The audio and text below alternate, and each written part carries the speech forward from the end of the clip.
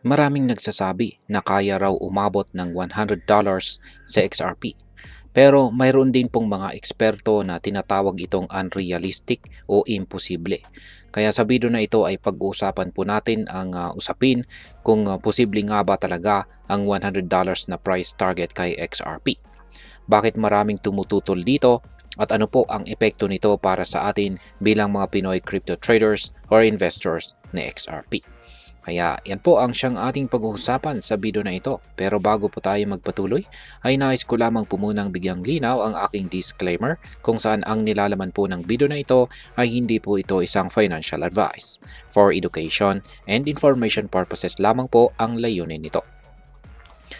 Yan, una sa lahat ay isa pong financial expert na si Ginoong Rahat Soni na may mahigit isang dekada ng karanasan o experience sa larangan ng finance ang nagsabi sa social media platform na X na ang mga naniniwalang aabot sa presyong $100 o higit pa si XRP ay meron daw po silang undiagnosed mental disability. Kaya yan ang tindi po niyan. Yan, undiagnosed mental disability. Kaya ganyan po katindi ang kanyang pahayag rito. Kaya syempre talagang pagkakaguluhan yan at magkakaroon ng issue. Ayon po kay Ginoong Sony ay ang ganitong prediction ay absurd. Yan, absurd or parang hindi makatotohanan. Dahil kung mangyayari ito ay aabot po sa $10 trillion ang market capitalization ni XRP. Sa madaling salita, ito ay magiging mas mataas pa kaysa sa kabuuang halaga ng maraming ekonomiya sa mundo. Kapag naman umabot daw sa $1,000 ang presyo ng XRP, tataas ang market cap nito sa $100 trillion na tinatawag po niyang katawa-tawa. Kaya yan. Ngayon ay paano nga ba gumagana ang market cap analysis? Ayan. Bago po natin tuluyang husgahan ang kanyang mga sinabi ay intindihin muna natin ang market capitalization o market cap. Sa cryptocurrency, ito ang kabuuang halaga ng isang coin na nakukuha sa pagmultiply ng kasalukuyang presyo nito sa dami ng coins na nasa sirkulasyon.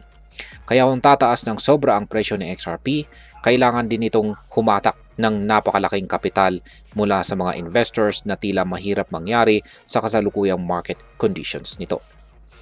Ngayon ay ano naman po ang sinasabi ng pro-XRP community? Ayan, hindi naman nagpatinag ang XRP army o ang mga loyal na supporters ni XRP sa mga pahayag ni Ginoong Sony. Sabi po nila, kung kaya po ng mga Bitcoin maximalist na sabihin na magiging base currency ng buong mundo itong si Bitcoin, bakit hindi rin posibleng mangyari ang $100 o higit pa para kay XRP? Isa pang punto ng pro-XRP community ay ang utility ni XRP. Dahil ginagamit po ito ng Ripple para sa cross-border payments, malaki po ang potensyal nito na tumaas ang demand kapag mas maraming bangko at saka financial institutions ang gumagamit nito. Bukod dito may mga financial pundits din tulad ni Madam Linda Jones na naniniwalang maabot na XRP ang $100 sa hinaharap. Bagamat hindi po niya tinukoy kung kailan ito mangyayari, ay yan po ang hindi natin alam. Bakit tinawag po or bakit tinatawag po na unrealistic ang mga projections na ito? Sa kabila po ng optimism ng XRP community, marami pa rin po ang tumatawag na inflated expectations ang mga ganitong projection. Ayon sa ilang analyst, ang kasalukuyang momento po ng XRP ay hindi sapat para maabot ang ganitong kataas na presyo sa maikling panahon lamang. Dagdag pa rito ay maraming conservative investors ang nagsasabing mas mabuting mag-focus sa mga achievable goals tulad po ng pagsuporta kay XRP hanggang sa maabot nito ang all-time high nitong nasa $3.84 bago po ito magtungo sa mas mataas na presyo.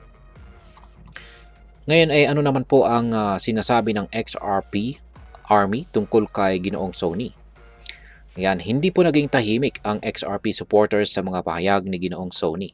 Ayon sa kanila, ang ganitong mga komentaryo ay rooted sa inggit dahil sa kamakailang outperformance ni XRP kumpara kay Bitcoin.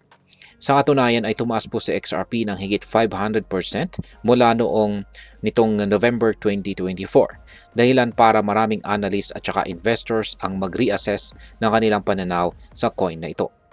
Kaya may iba ring nagsasabi na ang ganitong FUD o Fear, Uncertainty, and Doubt ay normal lang kapag malapit ng mag-rally ang isang coin tulad ng XRP.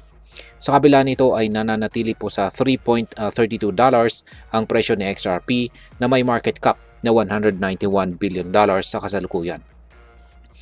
Ngayon ay ano naman po ang maaaring maging epekto nito para sa atin bilang mga Pinoy crypto traders at investors ni XRP. Kung ikaw po ay isang Pinoy crypto trader o investor na interesado kay XRP, mahalaga pong maging mapanuri sa mga ganitong balita.